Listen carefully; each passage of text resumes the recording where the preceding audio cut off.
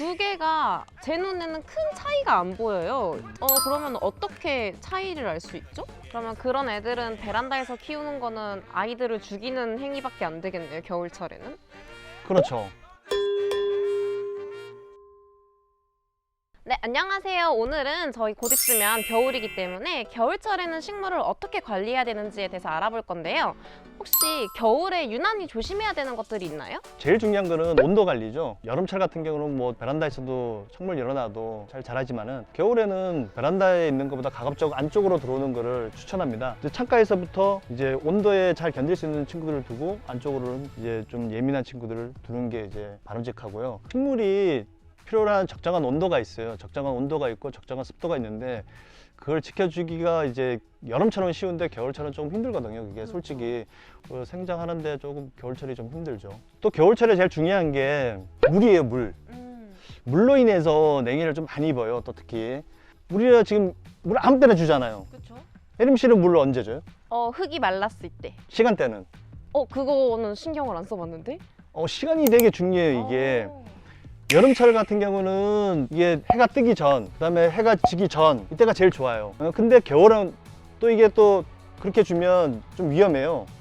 해가 나서 해가 따뜻할 때, 해가 떠서 이제 1시간, 2시간 정도 지났을 때 주는 게 가장 좋고, 해가 지기 전에 주면 그럼 위험한 거예요. 너무 추워지니까. 네. 그 저녁 시간에 온도가 떨어지기 때문에 냉해 피해를 엄청 보죠. 냉해는 정확하게 어떤 거죠? 냉해는 식물이 이제 얼어붙어 있는 상태를 이제 냉해라 그러는데, 이 냉해를 입게 되면 이렇게 조직이 이렇게 까맣게 색깔이 선명하게 좀 차이가 있을 거예요. 이거는 지금 살짝 먹었기 때문에 이렇고, 좀 많이 먹게 되면 전체적으로 까맣게, 이게 줄기까지 까맣게 그렇게 변하죠.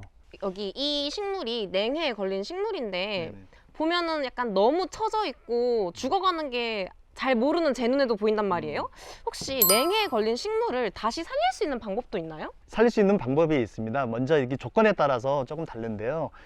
심하게 오지 않으면 이제 좀 실온에서 조금 따뜻한 곳에서 옮긴 다음에 보관을 하시고 한 2시간 지나면 이 하엽부터 이렇게 잘라주시면 됩니다. 이렇게 처진 부분을 잘라주시고, 그러면 보면은 생장점은 잘 얼지를 않아요. 이게 그래요? 생장점이 이 모든 식물에 이렇게 쌓여져 있기 때문에 살아있을 확률이 많아요. 그래서 나머지 분들만 잘라주시고 이 생장 부분을 살아있는 부분을 한 일주일 정도 보관하시면 자라날 겁니다.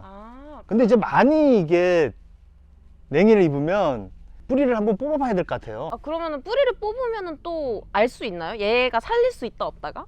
당장은 안 되고 네. 뭐 하루 정도 지나면 이제 뿌리들도 이제 조금 색깔들이 좀 변하거든요. 조직이 다 망가지면 구제하기가 좀 힘들어지죠.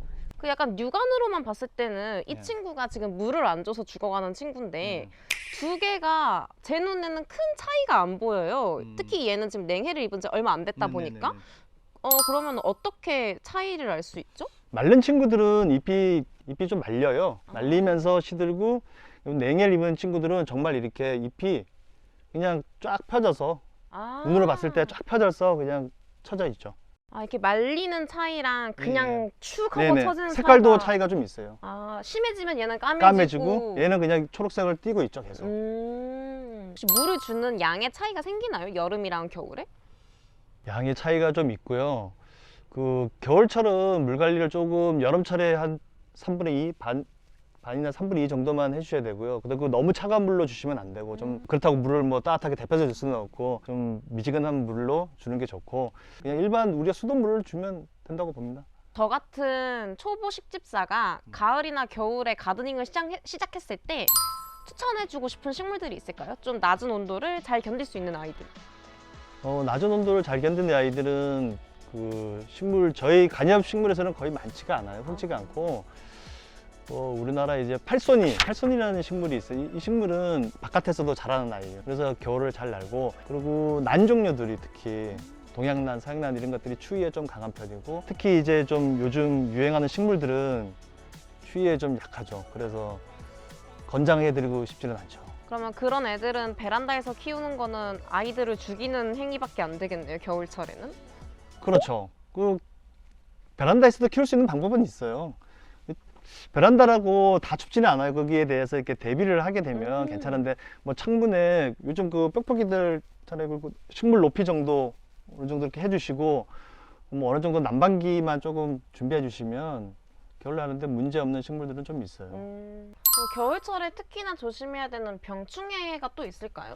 아, 겨울철에도 이게 너무 꾹꾹 닫아 놓다 보니까 그 곰팡이 종류들이 아, 이 많이 발생하죠. 그래서 곰팡이 종류만 피해 주시면 됩니다. 곰팡이가 이게 겨울철에는 이제 환기가 안 되고 습하다 보니까 그런 종류들이 좀 많이 피어나는데 곰팡이 종류가 좀 취약한 점이고 그다음에 이제 탄저병도 겨울에 옵니다. 이게 너무 습하게 이제 물만 주다 보면 그래서 겨울철에도 통풍이 좀 필요해요. 솔직히 그렇다고 베란다를 열어놓으면 안 되고 이제 거실에 이제 실내 공기로 이제 조금씩 환기를 해줄 수 있는 그런 방법을 취해줘야 합니다.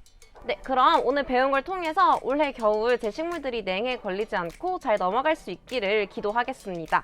오늘 나와주셔서 너무 감사합니다. 네.